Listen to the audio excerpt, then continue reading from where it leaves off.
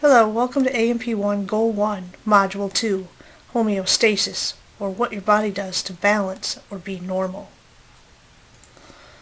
The objectives of this module include describing the process of homeostatic regulation, defining common set points, including body temperature, blood sugar, pH, and blood pressure, and determining the difference between positive and negative feedback. Homeostasis is basically trying to keep the body at normal. This includes normal body temperature, pH, etc. The list is endless, and if you deviate from normal, your body will do everything it can to restore normal, because being abnormal is usually harmful or deadly to cells, and possibly to you.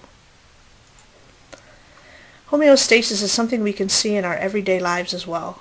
Using an example of regulating room temperature, as shown in this diagram, homeostasis can be explained. If you want your room to be at 70 degrees, you set your thermostat to 70. In the thermostat is some sort of sensor, a thermometer here, that detects temperature, and if it goes below 70, it will send a message to your furnace to turn on. This will cause heat to be made and sent to the room, and at some point the room gets warmed back up to 70, which is again sensed by the thermometer in the thermostat. And at this point the thermostat tells your furnace to turn off. The ability to turn off the response once you get back to normal is called negative feedback. You wouldn't want your furnace to keep running after the room got to 70. It would get too hot and cost you too much money.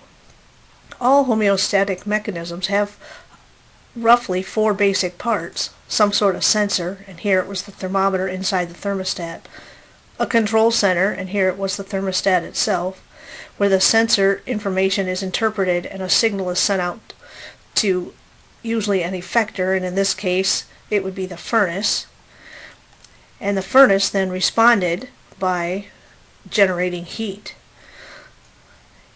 So the sensor, control center, effector, and response are the 4 main parts of a homeostatic mechanism.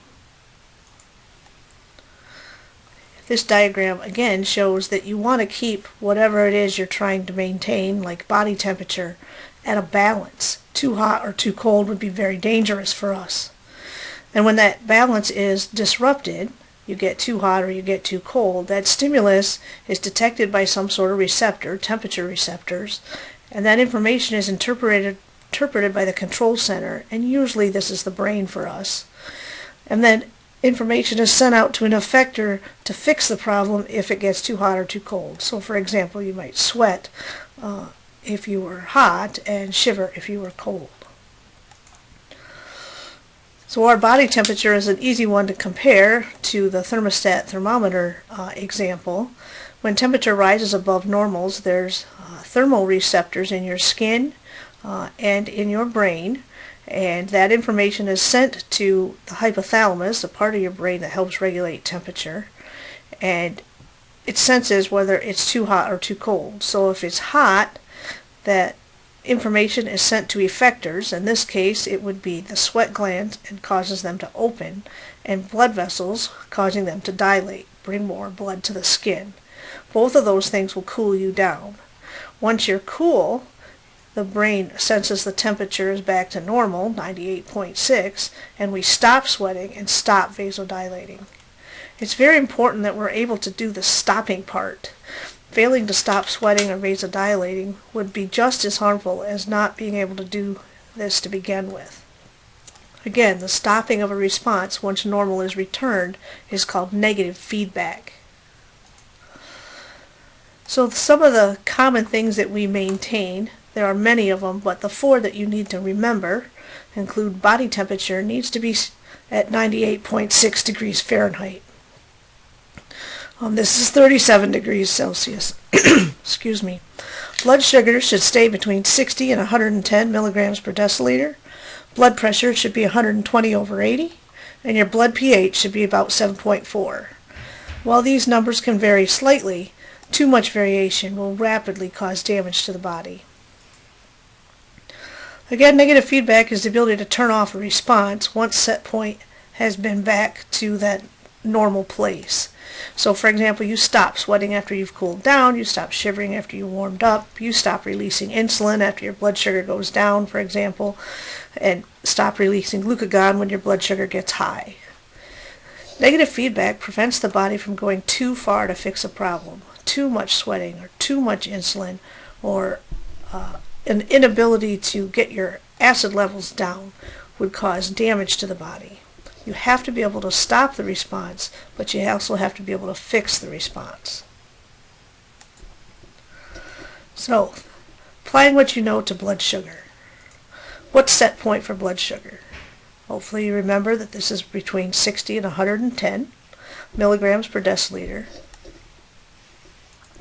The stimulus and the sensor for this, the stimulus is high blood sugar or low blood sugar, and it is sensed by the pancreas. Okay, there are sugar receptors there.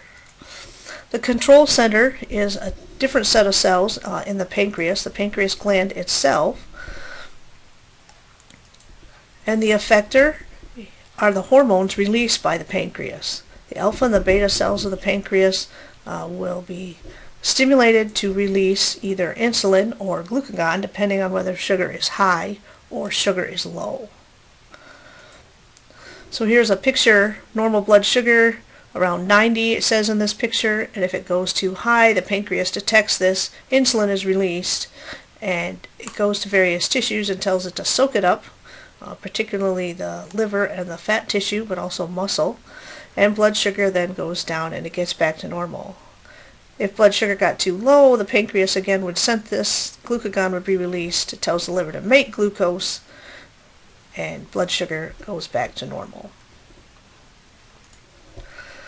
Positive feedback occurs more rarely, and it's required when the body is responding to something that is extreme, for example, an injury or childbirth. For example, blood clotting, you want the clot to continue to be made until the entire vessel is blocked, not just halfway done. In childbirth, you want the contractions to continue until the child is born, not halfway through the middle of it.